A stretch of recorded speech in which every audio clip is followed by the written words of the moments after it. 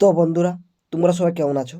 আশা করি সবাই ভালো আছো। তো বন্ধুরা, তোমরা সকলে জানো আমাদের চ্যানেলে এখন চলছে পঞ্চায়েতের জন্য প্রিপারেশান, এবং সেই পঞ্চায়েতের প্রিপারেশনের জন্য আমরা কিন্তু বাংলা ব্যাকরণের একটা খুবই গুরুত্বপূর্ণ টপিক আলোচনা করছি। সেটা হচ্ছে বিরাম চিহ্ন বা ছেদ বা জ্যোতি চিহ্ন, তোমরা যাই বলো না কেন। তো সেটা আলোচনা করার মূল কারণ হচ্ছে, তোমরা প্রিভিয়াস ইয়ার কোয়েশ্চেনে দেখেছো, সেখানে কিন্তু এই ছেদ বা জ্যোতি চিহ্ন বল বা বিরাম চিহ্ন বলে যাই বলো না কেন, সেখান থেকে কিন্তু প্রশ্ন এসেছে, এবং কত এসেছে? 5 নাম্বার এসেছে। তাই বন্ধুরা, আমরা কিন্তু আলোচনা করছি। বুঝতে পেরেছো আশা করি। এবং আমাদের চ্যানেলে এরকমভাবেই প্রিপারেশন নেওয়া হয় প্রশ্নের লেভেল অনুযায়ী এবং সিলেবাস ভিত্তিক, তোমরা সকলে জানো। তো অবশ্যই ভিডিওগুলো সমস্ত কিছু দেখো। এবং আজকে আমরা আলোচনা করব, সেটা হচ্ছে বিস্ময় চিহ্ন। এর আগে আমরা অনেক কিছু আলোচনা করেছি, পূর্ণচ্ছেদ, সেমিকোলন, হ্যাঁ, তারপরে প্রশ্ন চিহ্ন, সব কিছু আলোচনা করে ফিরেছি। আজকে আমরা আলোচনা করব বিস্ময় চিহ্ন, অর্থাৎ কোথায় কোথায় আমরা বিস্ময় চিহ্ন ইউজ করে থাকি। তো চলো ভিডিওটা শুরু করছি। তোমরা দেখতে পাচ্ছ প্রথমে কি রয়েছে। প্রধানত বিস্ময় প্রকাশে বিস্ময় চিহ্নের ব্যবহার হয়, অর্থাৎ বিস্ময় প্রকাশে যেমন ঘৃণা, ভয়, আনন্দ, রাগ, দুঃখ, মিকার, হর, ক্ষোভ, প্রার্থনা, স্বস্তি প্রভৃতি হৃদয়াবেগ প্রকাশ করানো সময় বিস্ময় চিহ্নর ব্যবহার হয়ে থাকে। তো বুঝতেই পারছি তোমরা এটা সকলে জানো। এটাকে কি বলে, এই বিস্ময় চিহ্নটাকে অবশ্যই তোমরা কমেন্ট করে জানাতে পারো যদি জানো। তো যদি না জানো তা কমেন্ট করতে পারো, অবশ্যই আমরা বলে দেবো, চিন্তার কোনো কারণে। তো বন্ধুরা, এই বিস্ময় চিহ্ন এটা কিন্তু আমরা কখন ইউজ করবো? যখন আমরা মনের মধ্যে যে ঘৃণা আছে সেটা যখন প্রকাশ করে থাকি, বা ভয় রয়েছে সেক্ষেত্রে আমরা প্রকাশ করে থাকি, আনন্দের ক্ষেত্রে আমরা প্রকাশ করে থাকি, যেমন hurray we have on the match, সেখানে হুরের পরে এই চিহ্নটা আমরা ইউজ করে থাকি। তো রাগ রাগ যদি থাকে সেই সময় আমরা এই চিহ্নটা ইউজ করে থাকি। তো চলো এইগুলো আমরা ডিটেলসে আলোচনা করবো, চিন্তার কোনো কারণ নেই। তো দেখো, কি বিচিত্র এই দেশ, কি বিচিত্র এই দেশ। তো তোমরা দেখতে পাচ্ছ এখানে একটা আবেগটা আমরা তুলে ধরেছি, একটা মানে কি বলতে চাইছি, এই দেশটা কি বিচিত্র। তারপরে দেখো, বাহ, খুব সুন্দর আকাশ। তো এখানে আমরা কিন্তু একটা ভালো উম, ভালো দিকটা আমরা প্রকাশ করছি।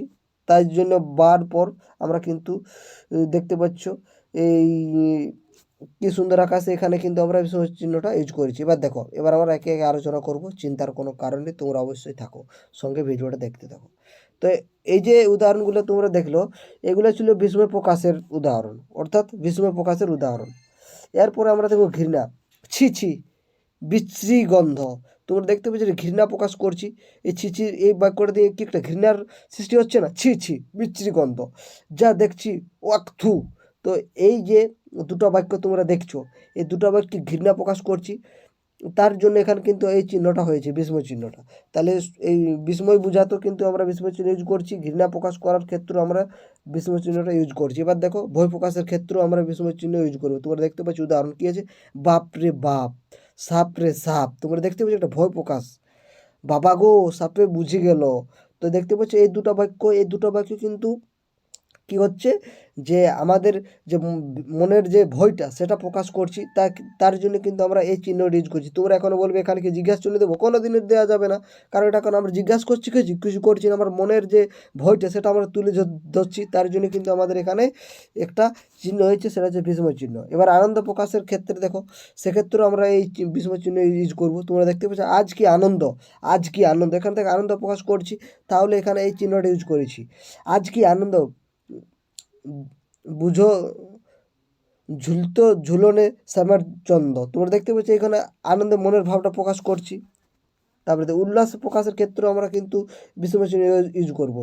দেখো, অপূর্ব খেলাম, বাহ, ছেলেরাকে সুন্দর লিখেছে। তো এই ক্ষেত্রেও কিন্তু আমরা উল্লাস প্রকাশ করছি বাক্যগুলোর মধ্যে দিয়ে, তাই এখানে আমরা বিস্ময় চিহ্ন ইউজ করেছি। এবার দুঃখ প্রকাশের ক্ষেত্রেও আমরা বিস্ময় চিহ্ন ইউজ করবো। তোমরা দেখতে পাচ্ছ হাই হাই, এমন সর্বনাশ হয়। তোমরা দেখতে পাচ্ছ এই বাক্যটা দিয়ে আমরা দুঃখ প্রকাশ করছি, তাই এই ক্ষেত্রেও আমরা কিন্তু কি হচ্ছে, আমাদের বিস্ময় চিহ্ন ইউজ করতে হচ্ছে এখানে।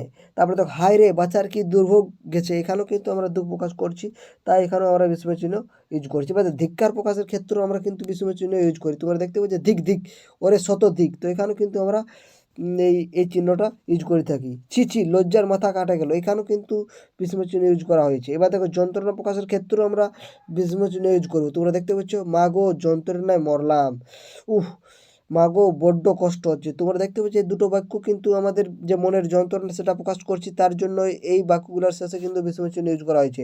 ক্ষোভ প্রকাশের ক্ষেত্রেও আমরা কিন্তু এই বিস্ময় চিহ্ন ইউজ করবো। তোমরা দেখতে পাচ্ছ অত্যাচার আর সওয়া যায় না, কি অবিচার চলছে লোকটার উপর। তোমরা দেখতে পাচ্ছ এই দুটো বাক্য এটা ক্ষোভ প্রকাশ করছি আমরা।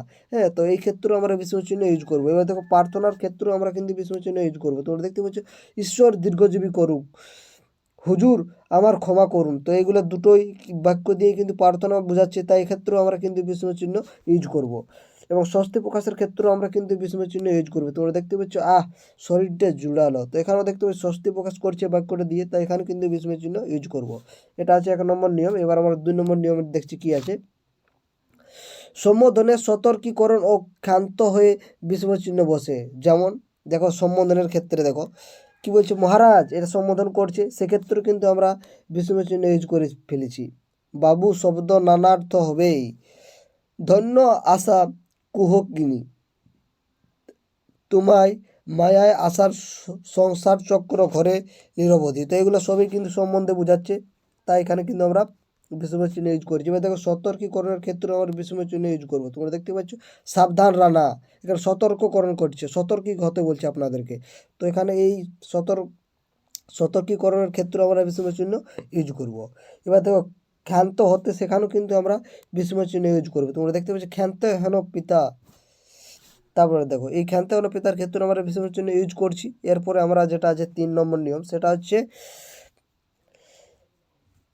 3 নম্বর যে নিয়ম সেটা হচ্ছে ঘোষণা ও বিজ্ঞাপনের ক্ষেত্রে বিস্ময় চিহ্নের ব্যবহার করি আমরা। যেমন দেখতে হচ্ছে অদ্য শেষ রজনী, শেষ রজনী, শেষ রজনী। তো এই ক্ষেত্রে আমরা কিন্তু শেষ মানে কি ঘোষণা করছি, কোনো বিজ্ঞাপন দিচ্ছি, সেখানেও কিন্তু আমরা এই বিস্ময় চিহ্ন ইউজ করব। তোমরা দেখলে কোথায় কোথায় ইউজ করবো আমরা বিস্ময় চিহ্ন।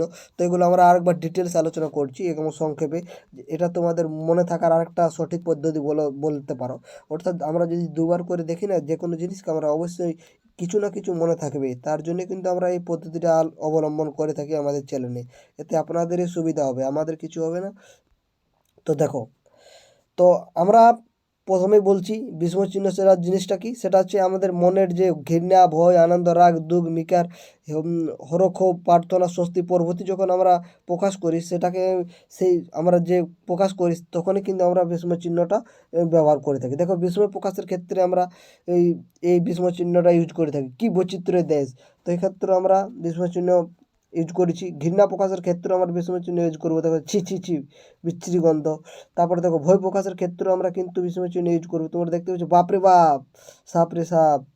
এবার দেখো আনন্দ প্রকাশের ক্ষেত্রেও আমরা কিন্তু বিস্ময় চিহ্ন ইউজ করবো, দেখো আজ কি আনন্দ। তারপর উল্লাস প্রকাশের ক্ষেত্রেও আমরা কিন্তু বিস্ময় চিহ্ন ইউজ করবো। তোমরা দেখতে পাচ্ছ অপূর্ব খেলাম। দুঃখ প্রকাশের ক্ষেত্রেও আমরা বিস্ময় চিহ্ন ইউজ করবো, হাই হাই এমন সর্বনাশ হয়। তারপর দেখো ধিক্কার প্রকাশের ক্ষেত্রেও আমরা বিস্ময় চিহ্ন ইউজ করবো, ধিক ধিক ওরে শত ধিক। তারপর দেখো যন্ত্রণা প্রকাশের ক্ষেত্রেও আমরা কিন্তু বিস্ময় চিহ্ন ইউজ করবো। তোমরা দেখতে পাচ্ছ মা গো যন্ত্রণা মরলাম। এবার দেখো ক্ষোভ প্রকাশের ক্ষেত্রেও আমরা বিস্ময় চিহ্ন ইউজ করবো, অত্যাচার আর সওয়া যায় না। প্রার্থনার ক্ষেত্রেও আমরা বিস্ময় চিহ্ন ইউজ করবো, অর্থাৎ যে বাক্যে আপনারা দেখতে পাবেন যে প্রার্থনা করা বোঝাচ্ছে, তখন আপনারা নিমিষে এটা বলতে পারবে এটা কি বিস্ময় চিহ্ন ইউজ করবে, তখন ঈশ্বর দীর্ঘজীবী করুক। স্বস্তি প্রকাশের ক্ষেত্রে আমার বিস্ময় চিহ্ন ইউজ করবে, দেখো শরীরটা জুড়ালো। তারপরে দেখো 2 নম্বর যে নিয়ম সেটা হচ্ছে সম্বোধনে বা সতর্কীকরণের ক্ষেত্রেও আমরা বিস্ময় চিহ্ন ইউজ করবো, বা ক্ষান্ত হতে আমরা সেই সময় বিস্ময় চিহ্ন ইউজ করবো। তোমরা দেখতে পাচ্ছ সম্বোধন, মহারাজ বাবু শব্দ নানার্থ হবেই। তো এখানে মহারাজ এটা সম্বোধন করছে মহারাজকে, তাই এখানেও কিন্তু আমরা বিস্ময় চিহ্ন ইউজ করেছি। এবার সতর্কীকরণের ক্ষেত্রে আমরা বিস্ময় চিহ্ন ইউজ করি। তোমরা দেখতে পাচ্ছি সাবধান রানা, এখানে একটা সতর্কীকরণের একটা কথা রয়েছে। তো ক্ষান্ত হতে, সেখানেও কিন্তু আমরা বিস্ময় চিহ্ন ইউজ করবো। তোমরা দেখতে পাচ্ছি ক্ষান্ত হন পিতা।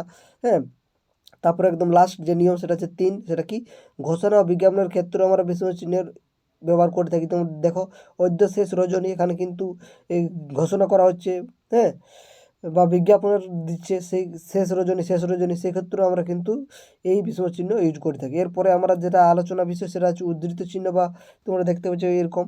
তো এটা আমরা পরের ভিডিওতে আলোচনা করব। আজকে এখানে শেষ করছি। তো অবশ্যই তোমাদের ভিডিও কেমন লাগলো কমেন্ট করে জানাতে পারো, যদি কোথাও বুঝতে না পারো কমেন্ট করতে পারো, আমরা কিন্তু তোমাদের জন্যই আছি। তোমাদের অবশ্যই মূল্যবান কমেন্টের আমরা উত্তর দেওয়ার চেষ্টা করব। তো বন্ধুরা ভিডিওটা শেষ পর্যন্ত দেখার জন্য অসংখ্য ধন্যবাদ।